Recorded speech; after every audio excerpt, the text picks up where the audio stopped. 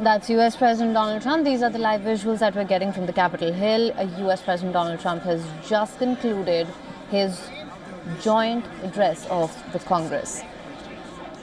He mentioned the Panama Canal, the reciprocal tariffs. Another thing that he mentioned was a big shout out to DJ Daniel, who's a 13-year-old boy who wanted to become a police officer, who actually, interestingly, has been named the Secret Service agent, all of 13 years old, who was diagnosed with cancer. Also reiterated his claim of making America healthy again, saying our goal is to get toxins out of our environment and keep our children strong. Criminalizing sex change, that was a very big part of his address as well. He also gave a huge shout out to Elon Musk and DOGE, that's the Department of Government Efficiency. Also, for more on this, we're now being joined by our correspondent Susan Teherani. Susan, thank you so much for joining us. I'm sure you were monitoring this very closely as well. Susan, to say that it packed a punch is probably an understatement. There's so much to unpack here. To begin with, I just want to begin by asking you, what were some of the big announcements and takeaways for you? Of course, fact checks have begun as well, and there's going to be a lot of discussion around this through the course of the day. So I just want to begin by asking you, what would you say were your key takeaways? So I thought it was very, like you said, there's so much to talk about and unpack here. Just very quickly, I thought there were several points that really stood out. He really honed in on the issue of border security and the border. Taking pride in border crossings have been the lowest since ever. These are illegal border crossings, of course, from the southern and northern border. He took a lot of time talking about border security, illegal migration, and what his administration has been doing and plans to do in the future. And one of those reasons is because it was one of the issues that the American people voted on. He prided himself in winning all of the swing states at the very beginning, which was important to note before he gave this speech, sort of reinforcing that idea that most Americans are behind him. Now, he also called on the Democrats to join in and sort of make America great again, as he put it.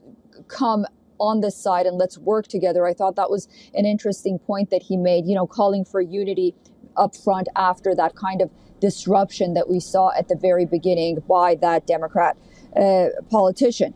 Ultimately, he talked about DOGE as well. He talked about a lot of investment in America. But again, another thing that Americans voted on was the economy.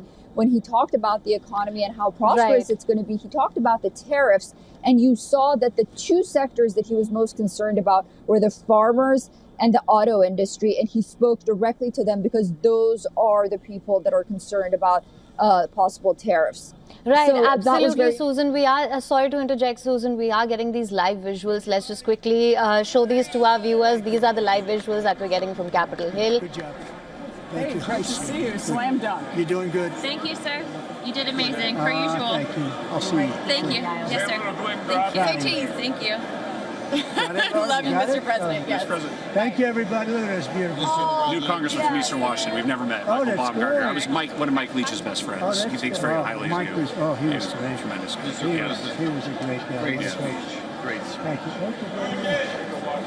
Mr. Jr., you did a great job. Yeah, thank you very much. Home run, Mr. President. Home run. That was a good President, good to see you, sir. Good job. Good job. Thank you very much. Looking good. Look at him. I need to talk to you about some buildings, some public buildings. You let me know. I will. Yes, sir. Mr. President.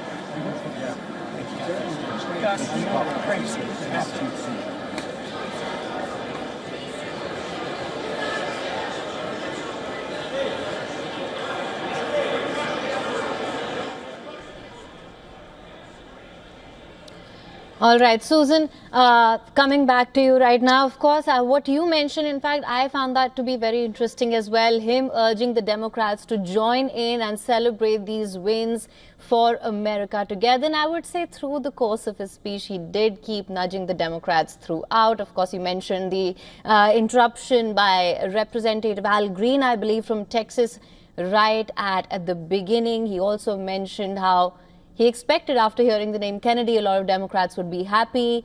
And he also mentioned how quickly they forget. Some interesting points that he mentioned during his speech. And of course, we saw a lot of them holding Musk steals, placards, a lot of them wearing resist t-shirts as well. So, right, Susan, I just wanted to talk to you about that as well.